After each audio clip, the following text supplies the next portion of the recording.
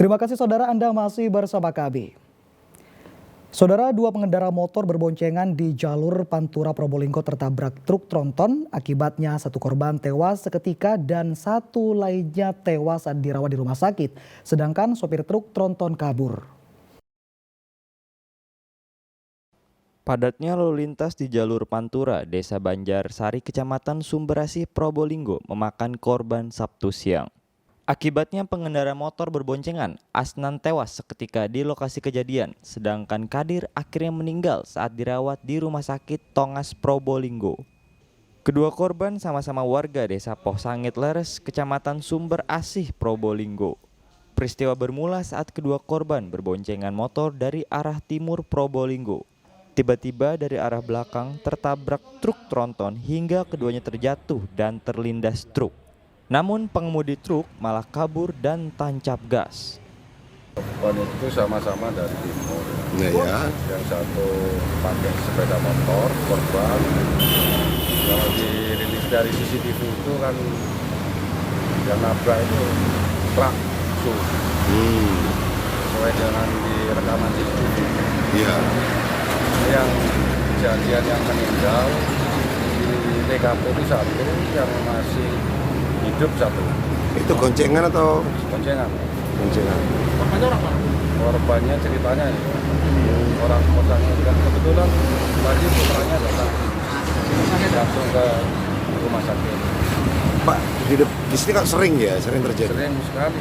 Nah, faktornya karena apa? Penyempitan jembatan. Satu penyempitan jalan, dan kedua yang jadi kendala ini tinggal satu-satunya jembatan ini yang belum dilebarkan.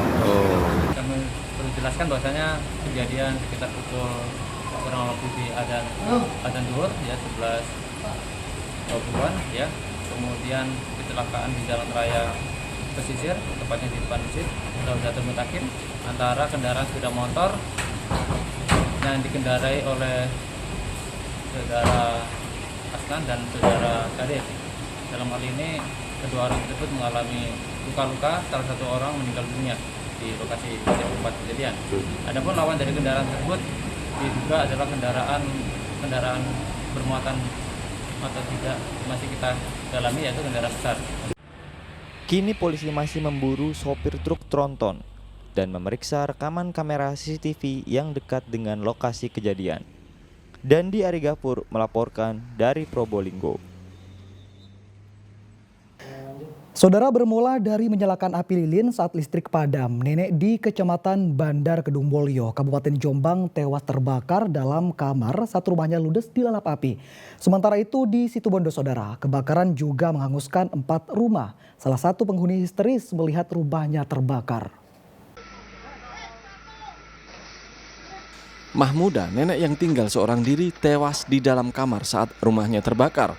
Wanita Malang, warga desa Brodot, Kecamatan Bandar Kedung Mulyo ini tidak bisa menyelamatkan diri karena sedang sakit.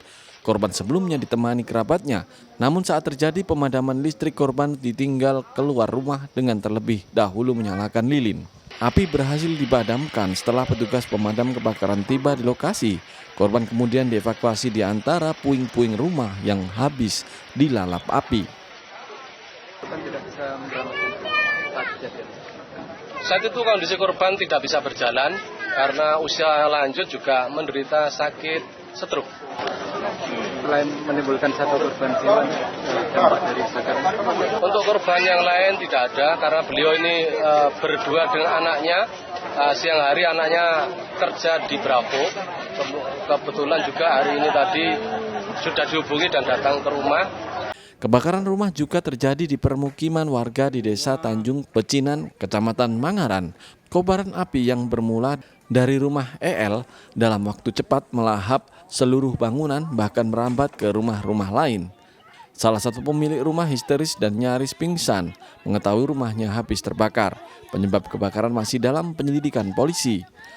Upaya yang perlu kita lakukan yang jelas menyelamatkan korban. Kemudian berusaha untuk memadamkan api di PMK. Ini sudah ada 2 unit PMK yang datang ke sini untuk memadamkan api. Api berhasil dipadamkan setelah 2 unit damkar tiba di lokasi. Tidak ada korban jiwa maupun luka akibat peristiwa kebakaran ini, sedangkan kerugian materi diperkirakan mencapai ratusan juta rupiah. Dwi Mujarso dan Tommy Iskandar melaporkan dari Jombang dan Situbondo. Sementara itu, saudara, kebakaran masih melanda puncak Gunung Penanggungan di Kabupaten Mojokerto. Dampaknya 3 titik jalur pendakian menuju puncak Gunung Penanggungan ditutup sementara karena membahayakan. Memasuki hari ketiga, puncak Gunung Penanggungan di Kecamatan Trawas, Kabupaten Mojokerto masih terjadi kebakaran. Hingga Sabtu sore, titik api sudah berkurang, namun kepulan asap tebal masih terlihat. Petugas gabungan dari TNI Polri, Perhutani, LMDH, dan relawan terus berupaya memadamkan api yang membakar lahan ilalang kering dan semak belukar. Karena belum sepenuhnya padam, 3 titik jalur pendakian menuju puncak Gunung Penanggungan ditutup untuk sementara dengan alasan keselamatan pendaki. Seperti di jalur pendakian Desa Tamiajeng, Kecamatan Trawas, Kabupaten Mojokerto. Jalur pendakian yang ditutup di Tamiajeng, kemudian di Kunjorosi, kemudian yang ada di Seloliman. Ini yang untuk wilayah Mojokerto, tapi yang untuk wilayah Pasuruan saya belum monitor. Yang jelas ini masih kita komunikasikan dengan pihak Perhutani. Belum ada kepastian sampai kapan, sambil menunggu nanti hasil hari ini kita melakukan penyisiran di sana seperti apa. Mungkin dalam minggu-minggu depan akan kita evaluasi kembali. Puncak Gunung Penanggungan di Kecamatan Trawas terbakar Kamis malam. Kobaran api membakar habis hektaran lahan ilalang kering karena kemarau panjang. Hembusan angin yang kencang membuat api cepat menyebar. Menurut warga, kobaran api disertai kepulan asap tebal mulai terlihat sejak Kamis siang. Kalau terlihatnya tadi siang sekitaran jam 1 sudah kelihatan asap, tapi semakin lama dengan hembusan angin yang kelihatannya kencang, jadinya tambah merambat, kayaknya meluas. Kebakaran yang melanda puncak Gunung Penanggungan sudah terjadi 2 kali di musim kemarau tahun ini. Namun kebakaran yang kali ini lebih parah jika dibanding sebelumnya. Lebih dari 80 hektar lahan ilalang di puncak Gunung Penanggungan terbakar dan telah merembet ke kawasan hutan konservasi. Diak Eko Purwoto melaporkan dari Mojokerto. Kita beralih ke informasi lain, saudara. Jelang pembukaan Piala Dunia U17 di Stadion Gelora Bung Tomo, okupansi hotel di kota Surabaya meningkat hingga 25%. Jumlah ini diprediksi terus meningkat hingga penyelenggaraan Piala Dunia U17. Pembukaan Piala Dunia U17 akan digelar di Stadion Gelora Bung Tomo, Surabaya 10 November mendatang. Jelang pagelaran akbar sepak bola usia 17 tahun ini, sejumlah hotel di Surabaya kebanjiran pemesanan kamar. Pihak hotel mengaku ada peningkatan okupansi mencapai 25% dan diprediksi akan terus meningkat.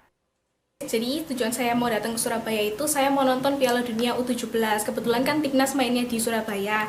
Jadi saya nyempetin diri datang dari Bali buat nonton Piala Dunia di Surabaya ini. Mbak, ini kenapa memilih datang lebih awal, Mbak? Karena ini sih Mas, saya menghindari penuhnya hotel-hotel ya. Karena kan kalau main di Surabaya pasti banyak banget orang yang mau nonton juga. Jadi saya sengaja buat datang lebih awal biar saya tetap kebagian hotel. Gitu. Pihak hotel juga ikut menyambut penyelenggaraan Piala Dunia dengan berbagai macam cara. Seperti di salah satu hotel berbintang di kawasan Gubeng, Surabaya yang karyawannya mengenakan kostum Timnas Indonesia. Di menjelang Piala Dunia akan dimulai, sebenarnya hotel kami ini sudah ada peningkatan okupansi ya, reservasi untuk menuju ke acara pertandingan di Gelora Bung Tomo. Dan biasanya nantinya H-3 atau H-4 itu biasanya puncak dari para penggemar ataupun supporter itu datang ke hotel kami untuk melakukan reservasi. Selama penyelenggaraan Piala Dunia U17, pihak hotel juga memberikan fasilitas transportasi untuk para tamu yang hendak menonton pertandingan Piala Dunia U17. Dari Surabaya, Ari Purwanto melaporkan.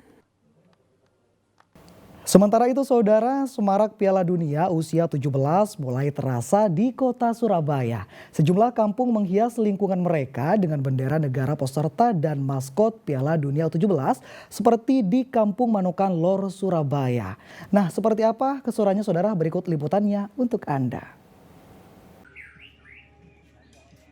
Suasana kampung Manukan Lor, Surabaya tampak meriah dengan berbagai ornamen dan hiasan Piala Dunia U17 2023. Berbagai bendera negara peserta hingga maskot Piala Dunia U17 menghiasi gapura masuk perkampungan mereka.